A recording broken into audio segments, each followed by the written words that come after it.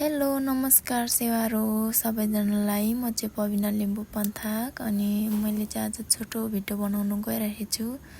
यो मेरो भिडियोलाई चाहिँ अन्तिमसम्म हेरेर साथ दिनु होला भन्दै म चाहिँ लागे बारीतिर। अब बारीतिर मैले चाहिँ चारो काट्नु पर्ने हुन्छ अनि यो चाहिँ मेरो डोको हो अनि म चाहिँ अब लाग्नु पर्ने हुन्छ तल्लो डिलमा चाहिँ चारो अलिअलि छ नि त अनि म चाहिँ लागे अब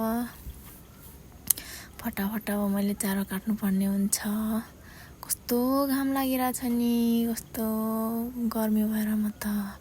अनि यो चाहिँ चारो हो अनि मैले चाहिँ अब यही काट्नु पर्ने हुन्छ। अनि उतापट्टि चाहिँ हिजै फाडिसकेको थियो अनि यता चाहिँ अलिअलि चारो रहेछ अनि यहाँ चाहिँ चारो यत्तिकै राखी छाड्नुभएको रहेछ अनि मैले चाहिँ अब यो काट्नु पर्ने हुन्छ। यो काटिसकेपछि चाहिँ मैले चाहिँ अलैँची पनि फाडेर घर जानुपर्ने हुन्छ। अनि कस्तो गर्मी भएर म चाहिँ कस्तो गर्मी भयो भन्दै म चाहिँ एकछिन शीतलमा उभिएँ। अब यो अलैँचीको बिचमा पसिसकेपछि चाहिँ जस्ट घाम चाहिँ अलिअलि छेक्छ तर पनि गर्मी हुन्छ क्या भित्रभित्र।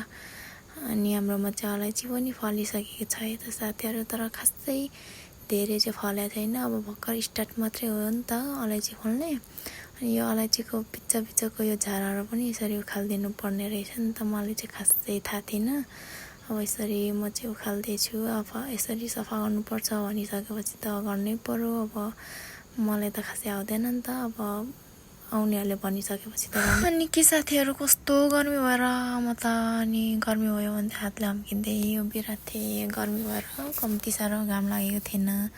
अनि मेरो चाहिँ तल्लो डिलमा चाहिँ भारी पुगेन अनि मैले चाहिँ अब यता माथिल्लो डिलमा काट्नुपर्ने हुन्छ। तल्लो डिलमा चाहिँ अघि मैले काटिसकेर पनि यता माथिल्लो डिलमा आइसकेको छु अनि मैले चाहिँ यहाँ अगाडि काट्नुपर्ने हुन्छ। मैले चाहिँ चारो अब यहाँदेखि पर चाहिँ धेरै टन्नै नै थियो क्या चारो। अनि मैले चाहिँ त्यहाँ काट्नुपर्ने हुन्छ। त्यहाँ खाली भएको डोको पनि मैले भराउनु पर्ने हुन्छ। मैले चाहिँ 2-3 बारी काट्नुपर्ने हुन्छ नि त। मैले चारो टन्नै थियो अनि कस्तो मैले चाहिँ अब फटाफट फेरि चारो काट्नु थालेँ। तर चारो चाहिँ कति धेरै क्या, तर यो गाउँमा चाहिँ कहिले पनि चारोको दुःख चाहिँ नहुने रहेछ क्या। सुँगुर पालिसकेपछि चाहिँ अलैँचीको बिचमा चाहिँ कति धेरै यस्तो अजिम्बीहरू हुन्छ नि त चारोहरू।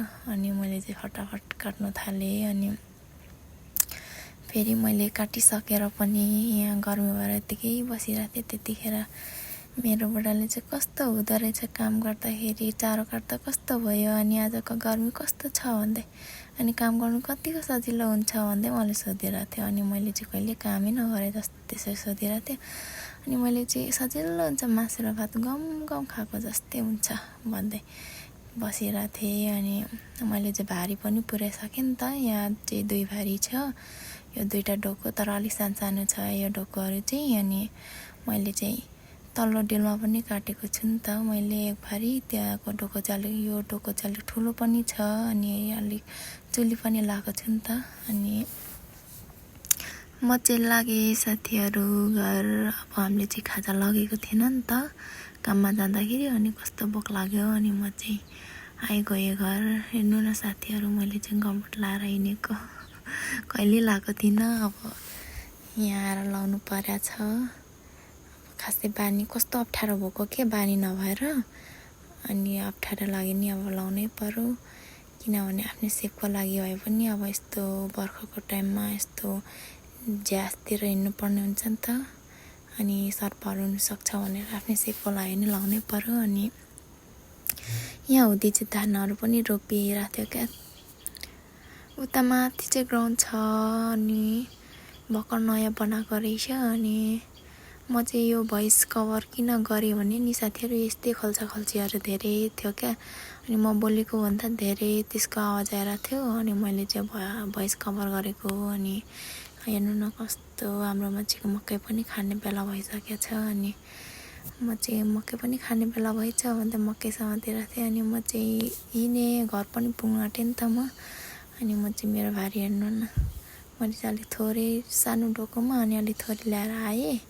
अनि म चाहिँ घर पुगिसकेर खाजा बनाउनु थालेँ। अनि खाजामा चाहिँ मसँग के थियो भने यही चाउचाउ थियो अनि मैले चाहिँ यही बनाएँ खाजा चाहिँ। किनभने अरू बनाउनलाई अलिक अब ढिलो हुन्छ नि त बस्नुभयो भनेर मैले चाहिँ चाउचाउ नि बनाएँ खाजा। अनि मैले चाहिँ खानालाई उठाएको कस्तो चम्चीले नै मजाले नउठाइदिएको क्या। अनि कस्तो तातो पनि थियो नि त। अनि मैले चाहिँ अब खाएँ खाजा, फटाफट खाएँ मैले चाहिँ। अनि मैले चाहिँ खाजा खाइसकेपछि खाना सब्जी बनाउनु पर्ने हुन्छ नि त। अनि सब्जीको लागि चाहिँ मैले इस्कुसको मुन्टा टिप्नु थालेँ खाजा खाइसकेर पनि।